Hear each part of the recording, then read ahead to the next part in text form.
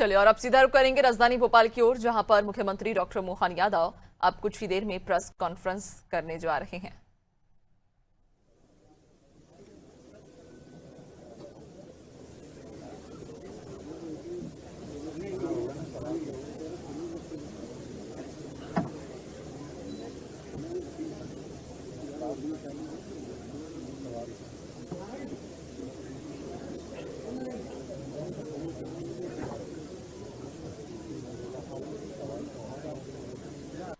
मैं सर्वप्रथम माननीय अध्यक्ष जी से आग्रह करता हूं, कृपया संबोधन प्रारंभ करें। आज जी राम जी बिल को लेके हमारे द्वारा एक पत्रकार वार्ता रखी गई है। हम सबके आदरणीय हमारे लोकप्रिय मुख्यमंत्री मोहन यादव जी, आदरणीय प्रहलाद जी, आदरणीय कृषि मंत्री कंसाना जी, आदरणीय विश्वास जी, आदरणीय हमारे पशुपालन मंत्री जी, हमारे किसान मोर्चे के अध्यक्ष जयपाल जी और हमारे मीडिया प्रभारी जी, आप सभी को मालूम है कि भारत के प्रधानमंत्री मोदी जी ने संसद के दोनों सदनों में जी राम जी जो हमारा अधिनियम 2025 है उसे मंजूरी दी। एक ऐसा बिल जो देश में ग्रामीण क्षेत्र में एक क्रांति लाएगा, एक ऐसा बिल जिसमें 100 दिन की जगह 125 दिन मजदूरी मिलेगी।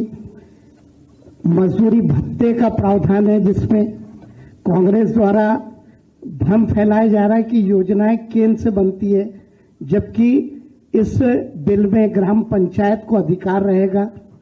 परिवार का पंजीयन, रोजगार गारंटी, सभी काम की जिम्मेदारी पंचायत की होगी।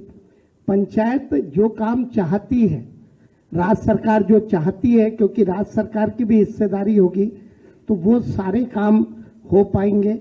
50% कामों का निर्णय करने का अधिकार हमारी पंचायतों को रहेगा। और सबसे बड़ा, मैं तो क्योंकि खुद ग्रामीण क्षेत्र से आता हूं, जब किसान का समय रहता है बोनी और कटनी का, उस समय हमारे जी राम जी बिल के जो मजदूरी देने का काम है वो बंद रहेगा और बाकी दिन ये शुरू रहेगा, ताकि किसान को भी काम करने वालों की दिक्कत ना हो और मजदूरों को भी डबल काम मिल सके। जब खेती का काम है तो खेती का और बाकी समय हमारी योजना का। मैं समझता हूं कि एक ऐसा बिल जिससे गांव की अधोसंरचना का विकास होगा, लोग ग्रामीण क्षेत्रों में अपने हिसाब से गांव की जरूरत के हिसाब से काम कर पाएंगे। सरकार के ये बिल आपके बीच में, आपके माध्यम से नीचे तक जाए, इसके लिए हमने ये प्रेस कॉन्फ्रेंस रखी थी। मैं इस पे विस्तार से हमारे मुख्यमंत्री जी प्रकाश डालेंगे। मैं उनसे अनुरोध करता हूं कि मुख्यमंत्री जी इस पे विचार अपने रखें।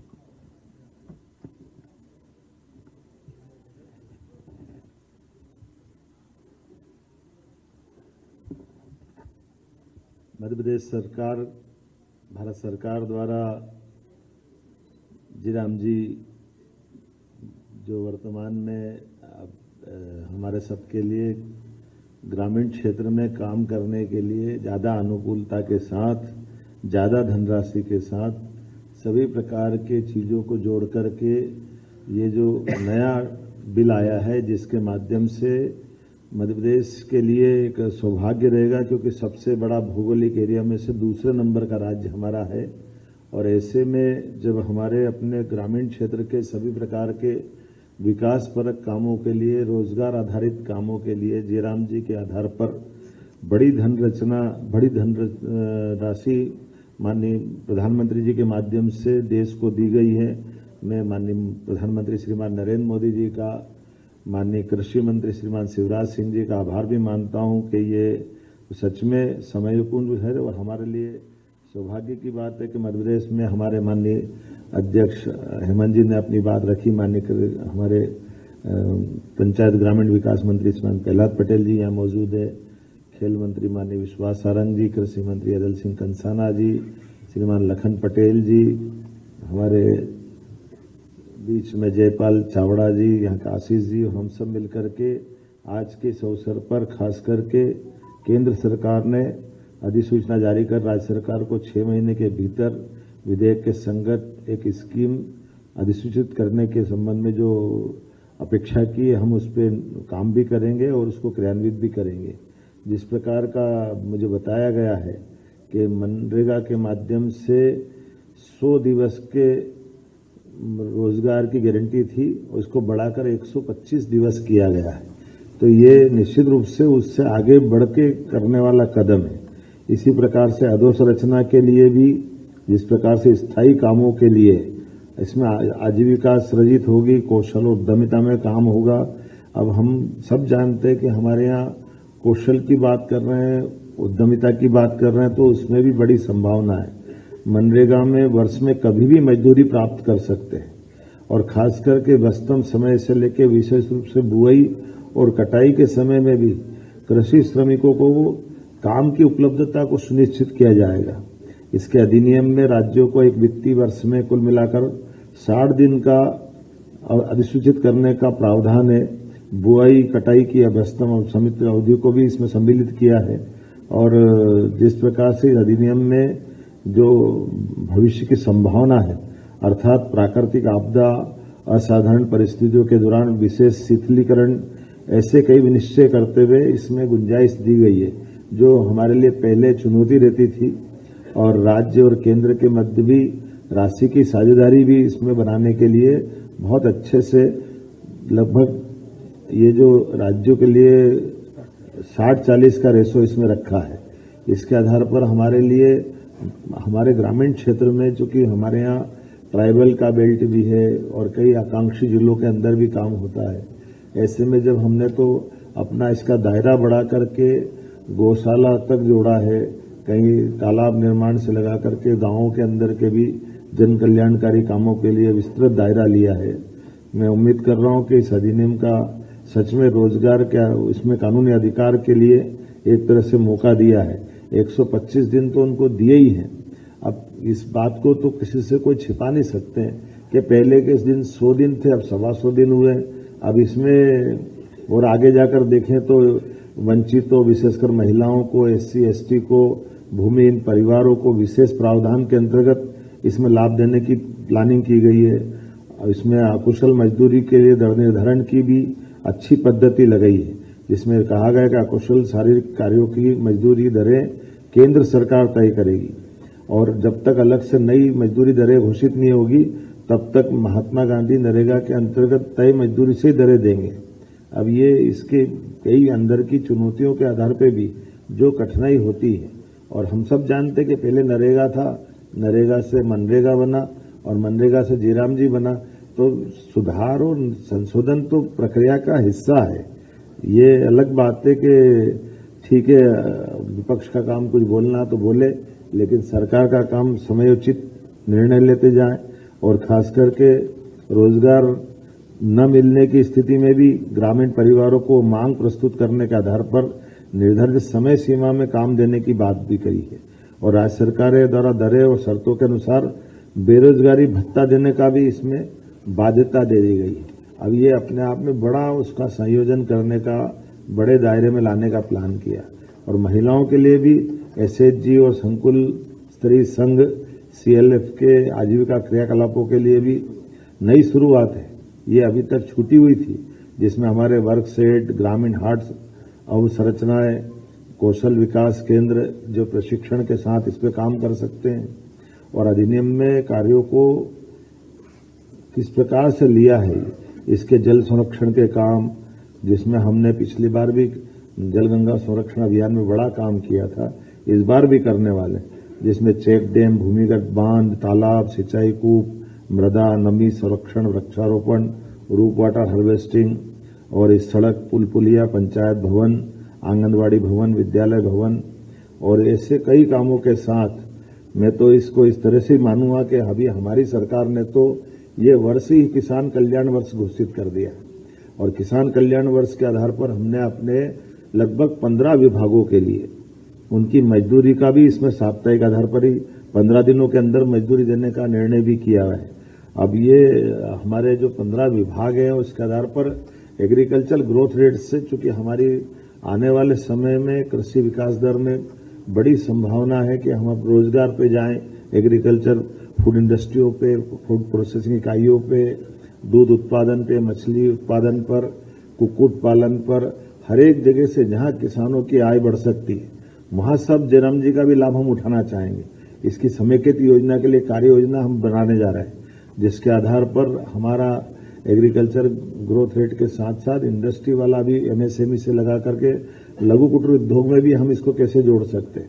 और कई प्रयोग हुए भी हैं, बहुत अच्छे प्रयोग हुए, जिसके आधार पर लाभ भी मिलेगा। हमारा जब सिंचाई का रकबा भी लगातार बढ़ रहा नदी जोड़ो अभियान के माध्यम से, एक तरह से ये दूध उत्पादन से भी हम जब 9% से 20% का टारगेट ले रहे हैं, तो हमारे लिए आज ये बड़ी उपलब्धि रहेगी कि हम गोपालन को, दूध उत्पादन को और इन्हीं के साथ और राज्य के अंदर जैसा जैसा जो हो सकता है उस सब दिशा में आगे बढ़ेंगे। मैं मान के चलता हूं कि वाकई ये माननीय प्रधानमंत्री जी जो दूरंदाजी निर्णय के लिए जाने जाते हैं, कई सारे सुधार हमारे सामने अपनी आंखों को देखते देखते अब विश्व के कई देश हमारे देश की तरफ देख रहे हैं। जैसे कोविड के समय लगाए गए टीके का ऐप बना करके जो उसका रिकॉर्ड रखने का प्रयोग किया था कि निर्धारित समय में लाखों करोड़ों लोगों का भी जिस समय जिसको टीका लगना तभी लगने के लिए ये जो पद्धति बनाई है, मैं मान के चलता हूं कि सब चीजों को जोड़ करके जयराम जी में काफी गुंजाइश दी है और जनता भी सब जानती है। इसका लाभ निश्चित रूप से हमारा राज्य उठाएगा। आपके कुछ अगर प्रश्न हो तो राकेश जी बोल दे।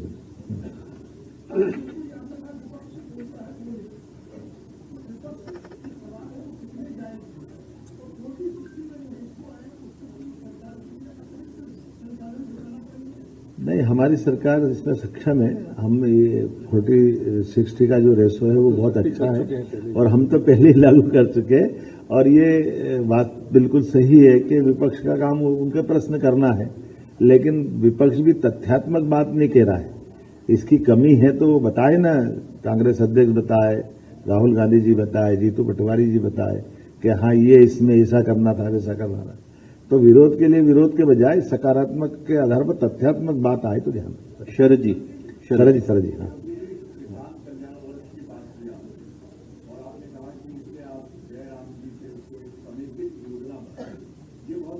बहुत अच्छा। आप दोनों का लाभ ले सकें, जो फायदे हैं तो इनको ये समेकित योजना 15 विभागों का इससे जुड़ाव किस तरह से आगे बढ़े। देखिए, ये मेरे को कागज नहीं कर रहा।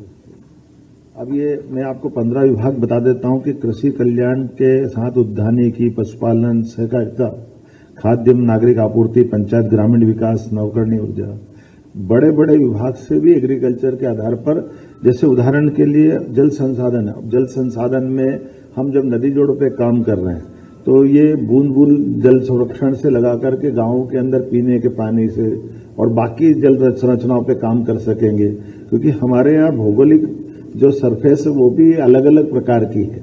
ऐसे में रोजगार आधारित कामों के लिए जब हम इंडस्ट्री की बात करते हैं, एमएसएमई में भी बात कर रहे हैं, तो रोजगार आधारित उद्योग के लिए हम विशेष सुविधा वहां दे रहे हैं कि जैसे जो लेबर आधारित उद्योग लगाएगा तो हम प्रति लेबर 5,000 रुपये महीना तक उसको बीजीएफ देते हैं। तो ये हमारे लिए तो इससे और बड़ा वरदान क्या होगा जब हम उसको जयराम जी के दायरे में भी लाएंगे, क्योंकि सौर ऊर्जा में भी ये न कौन सा भी नर्मदा घाटी, राजस्व, वन, लघु कुटीर उद्योग, सूक्ष्म एमएसएमई तो बता ही दिया मैंने, उद्योग निवेश, सभी क्षेत्रों में इसका जबरदस्त लाभ मिलेगा। और इसी आधार पर कोई भी राज्य, खासकर माननीय प्रधानमंत्री जी के नेतृत्व में तो अब ये काम का एक बड़ा लाभ हम मिला ही है, लेकिन एग्रीकल्चर ग्रोथ रेट हमारी ये सबसे अच्छी भी है। और अब इंडस्ट्री की तरफ जब हम जा रहे हैं तो ये हमारे हर एक व्यक्ति का इसके बाद पलायन भी रुकेगा और अच्छे से काम करने का मौका मिलेगा। प्रवीण दुबे जी।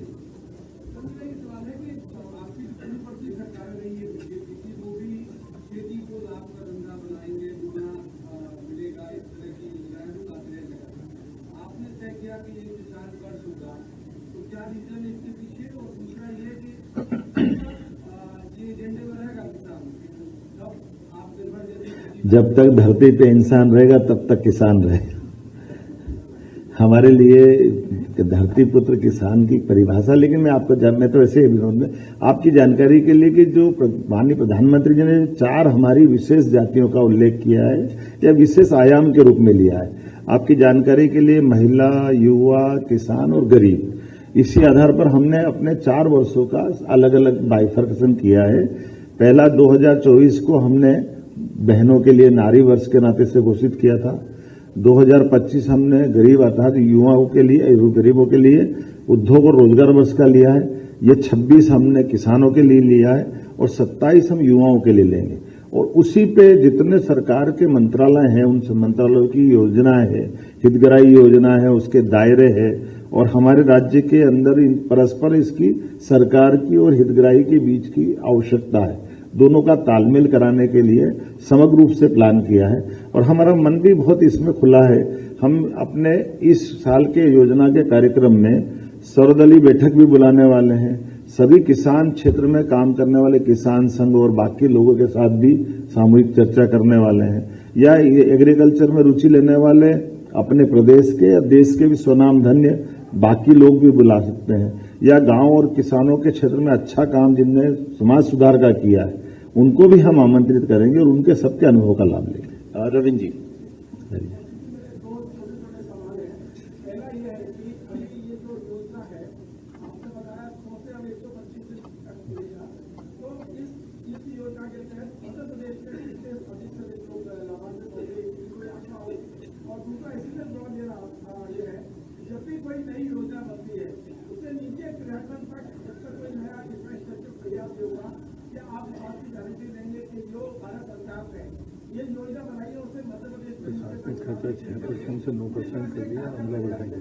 जी, जैसे आपने प्रश्न अच्छा किया कि ये इस योजना के अंदर ही आप मोटे तौर पे देखना कि पहले प्रशासनिक अमला इसके लिए 6% था, अब बढ़ा के 9% किया ताकि वो नीचे तक उस पूरे दायरे को लेके आए और पूरी बात का लाभ नीचे तक लोग ले, किसान ले और संबंधित जो भी इससे हितग्राही उसका लाभ मिले। मृगेंद्र सिंह जी,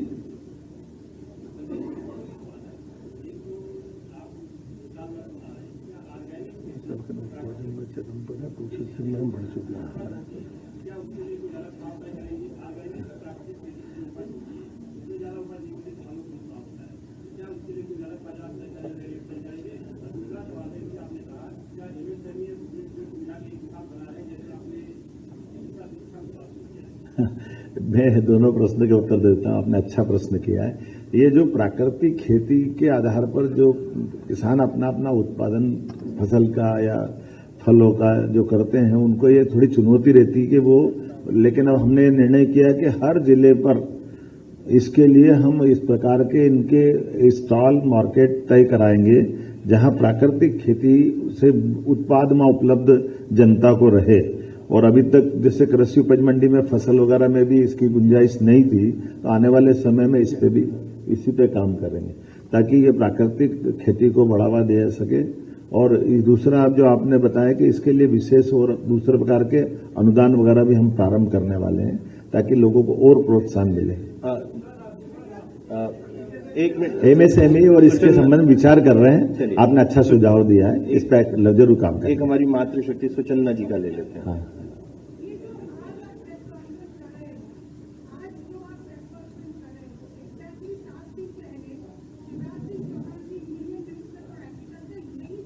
जिले में दीदी मैं बोल लूं? बस ठीक है।